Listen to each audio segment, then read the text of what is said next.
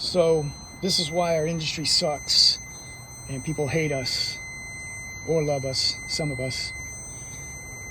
Diagnosing this ECU issue, this is essentially a Ford, and they are known for misfires, typically caused by ignition coils. But another shop said that the wiring is all ratted. 7 hours of diagnosis they wanted to basically see why number one is not firing. What I did is I verified that it had power to the coil. It's only a 2-wire coil, grounded by the ECU. It all had power compared with the opposing cylinder. Then I went to the wire that goes to the ECU that's grounded, and I just got a little poker in there. I mean, less than 2 is good, but so this will be a video for you. What I'll do is I'm going to show you the text message, all the communication with this customer, and this is why people hate mechanics, hate these shops. This industry is so messed up.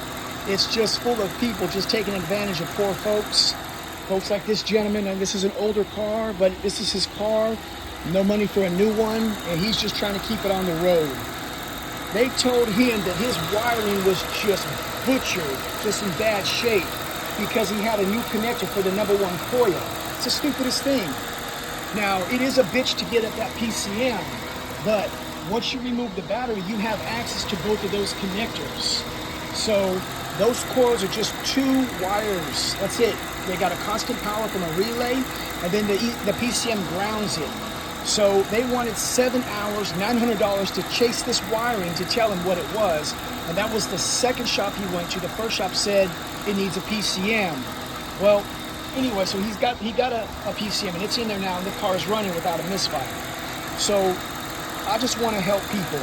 And I came out here and I said, quoted the price to basically make that work.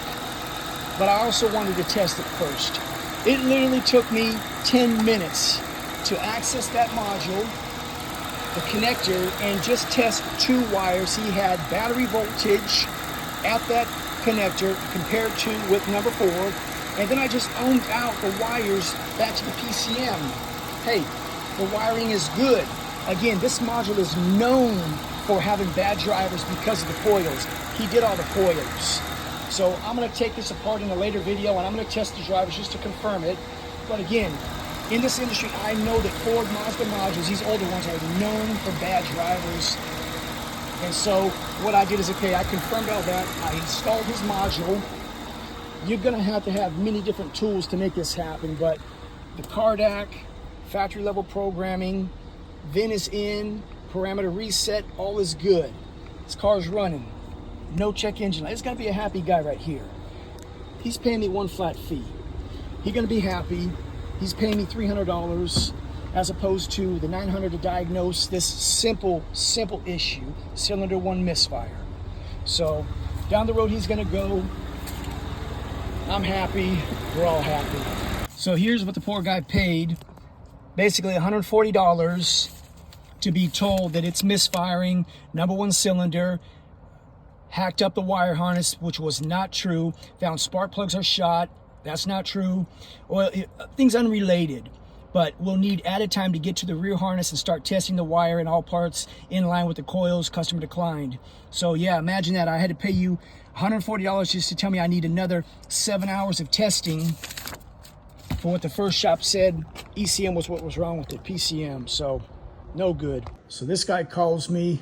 He was referred, sends this to me.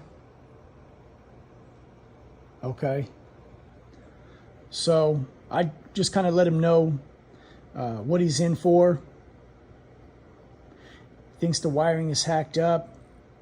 And so I tell him right away, just, be careful, before, don't be too quick to judge, that's just their perception, So we agree, I'm going to come out, I'm going to look at it. And so we go back and forth with, now it sounds like I need to diagnose it. So I front the 145. We still go back and forth. This is my recommendation. But he sends me these pictures of the wiring.